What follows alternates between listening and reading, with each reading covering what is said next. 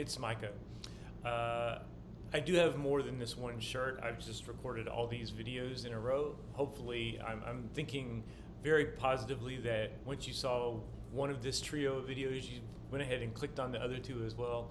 I'm going through all the #1 singles of the 1980s, and we are up to the summer of 1982. This is my big comeback, or my big return, I should say. Don't call it a comeback because nobody ever knew I went away, to paraphrase LL Cool J.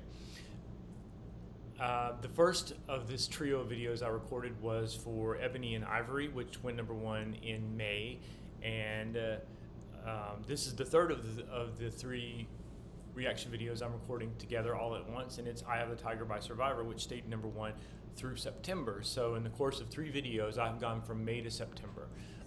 So I feel very accomplished in this particular flurry of reaction video making activity.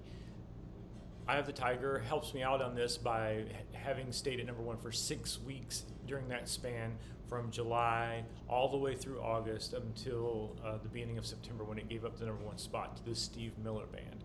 But this song, Eye of the Tiger, is iconic. It is this is a song that has one of the best staying power, or has the most staying power, I should say, of any 1980 song. This music video has 1.1 billion views, which is, again, incredible. I was impressed that our last video that we reacted to, which was the Human League's Don't You Want Me, which is a classic and a song with real staying power in its own right, had over 200 million views, but this one has topped 1 billion. This is one of those songs that's iconic, that I feel like a lot of younger people have heard of. It's been used and reused. It's such a powerful record. I was reading up a little bit ahead of making this video, and I didn't quite know the backstory, but the band Survivor was actually about to not be a survivor when Sylvester Stallone enlisted them to write this track for the Rocky III soundtrack. They had released 2 albums which did nothing commercially, and this song really put them on the map in a big way. But I'm not going to blather on any further. We'll just listen to the track, watch the music video. This is Eye of the Tiger.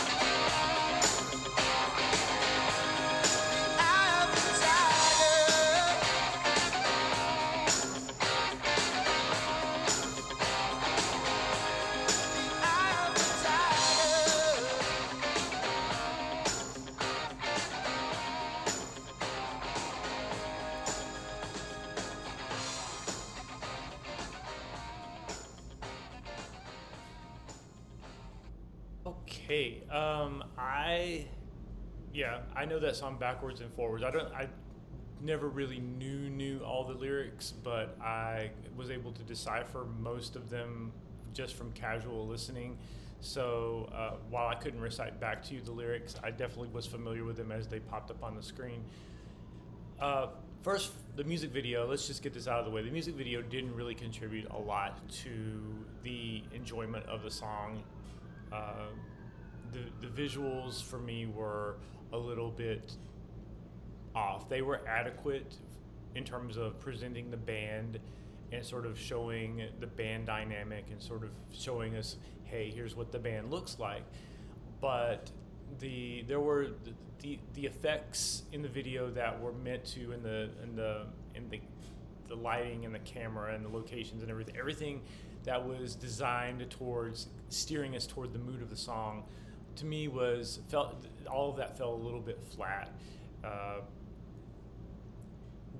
The arrangement of this song is very, very close to heavy metal.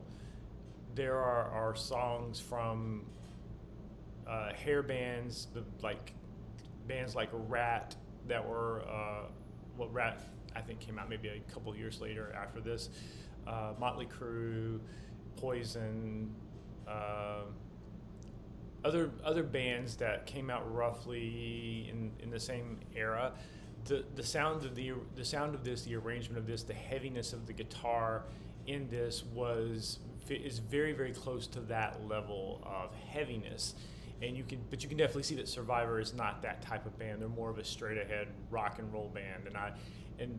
Probably the only thing that the music video clarifies is which side of that fence they land on. They're not a glam rock, bang your head type of group, but they are definitely rocking out here. The problem is in the performance, they're sort of like, they're very casual here, and it seems like the performance should be more intense.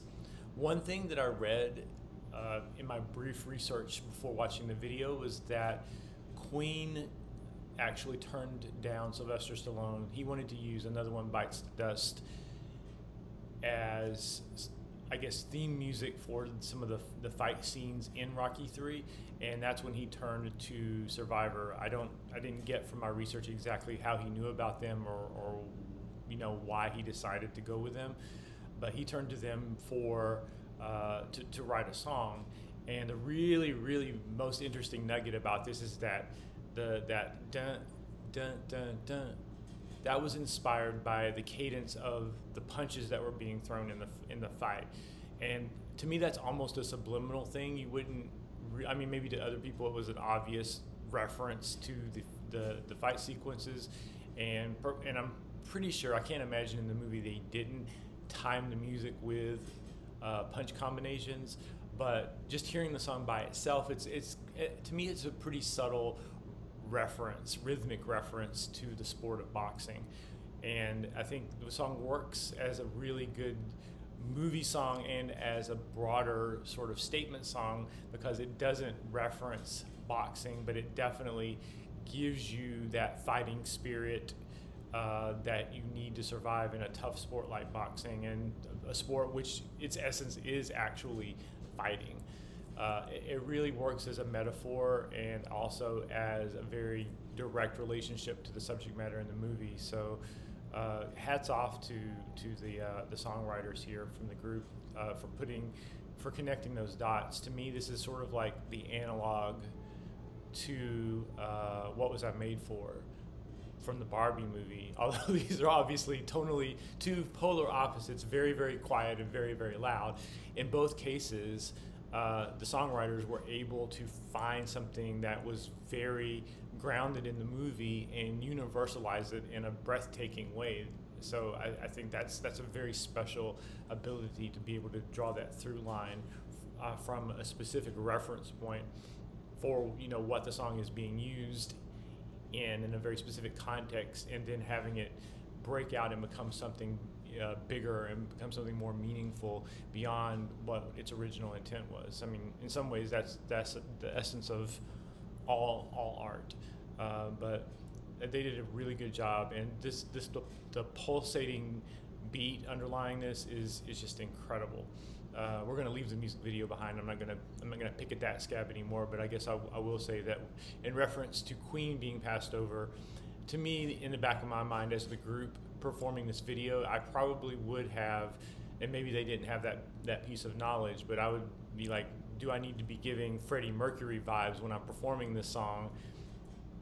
The dramatic nature of the song really does kind of, in a way, echo Queen, and so I would expect a more dramatic performance. They seemed like they were performing a Christopher Cross song or something. The way that the lead singer was smiling at his bandmates. They did try to amp up the intensity. I said I was going to stop talking about the video, didn't I?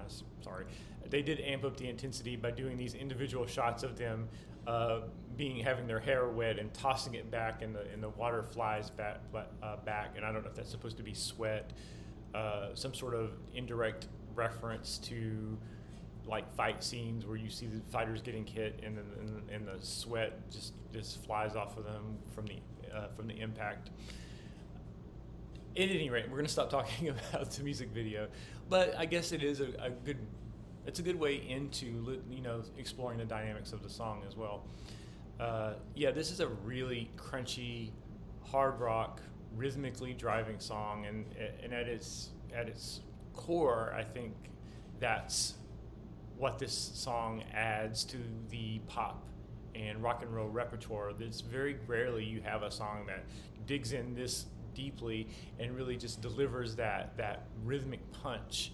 So it kind of covers all the bases. It scratches all the itches for a listener.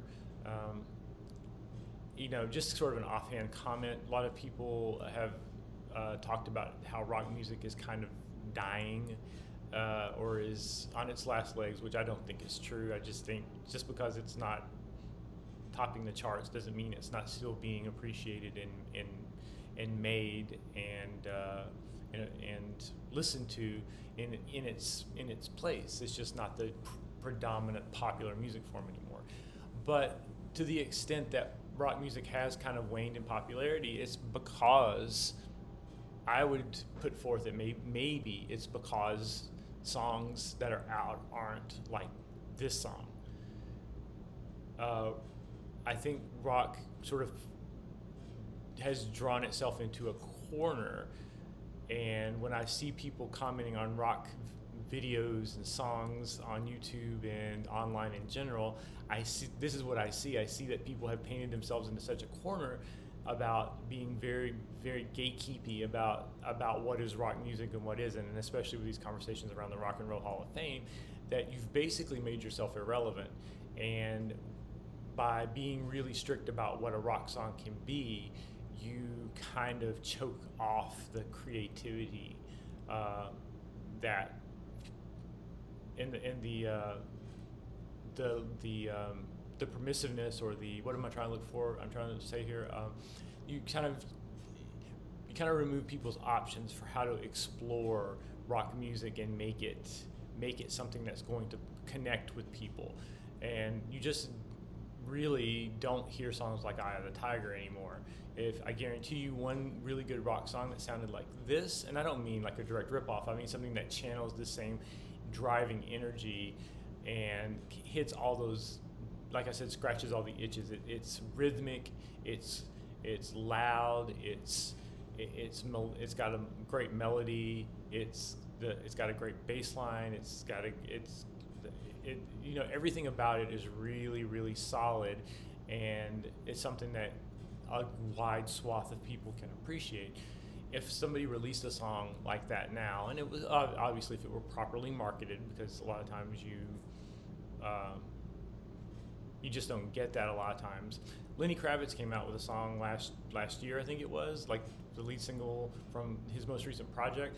To me, it was pretty close to a perfect rock song, and it got absolutely no traction beyond the music video getting lots of views for a couple of days because he was naked in it.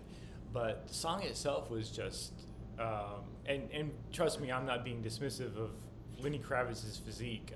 I'm like in awe of what he's been able to do. But that's a whole different topic of conversation. I don't want to get distracted and start into that. But the Lenny Kravitz song was a really nice, full-bodied, catchy rock song. And it didn't get any traction. So, maybe the songs are being made, they're just not being marketed. I don't know. At any rate, this is a 10 out of 10 classic. Really hard to talk about any deficiencies in the song. It has a message. It delivers that message from a lyrical standpoint. It's specific enough yet general enough. It has all the parts properly arranged. I mean, they just knocked it completely out of the park with this one. It's really hard to find anything negative to say about this song from any standpoint. And although I guess you could say, yeah, there's some 80s isms in this record, it does have kind of a timeless rock sound that, or as close as you can get to a timeless rock sound. Now, rock is not my specialty, so there are probably things going on in the arrangements and the chord progressions and the way the instruments are mixed that may be really telltale signs of, oh, this is an early 80s rock song. But from my ears, that's not apparent. Survivor went on to have quite a few other hits. They managed to capitalize off of the popularity of this song and put out a string of pretty big hits after this. I think it was a 2-album run, but their next album I know had like 4 or 5 hits on it, and they were all really solid records. And so I'm happy that they had this opportunity because they obviously were a really talented group. I like, is the lead singer's name Frankie? Is that his name? He looks different to me in this video than in the videos from the videos that came after this. I was almost wondering if it was the same person, but the voice sounds very much the same, so I'm pretty sure it was still him. But he is, to me, like a more restrained version of Steve Perry. Steve Perry, I'm no better than to say anything negative about him, but we'll just say he emotes a lot when he sings. And so to me, I like this guy as a more moderate version of Steve Perry. That's kind of how I see his voice. It could just be the hair, I don't know, but I feel like I get that kind of feel from his voice, but in a more restrained way. So just my 2 cents. But yeah, nothing really to say about this except it's an absolute masterpiece and classic. Next, we're going to get to it a bit. I can talk. Next, we're going to go to the Steve Miller Band and their really funky, out of character #1 hit. Well, as much as I know about Steve Miller, Abracadabra. And until then, please help me to make music better. See you next time.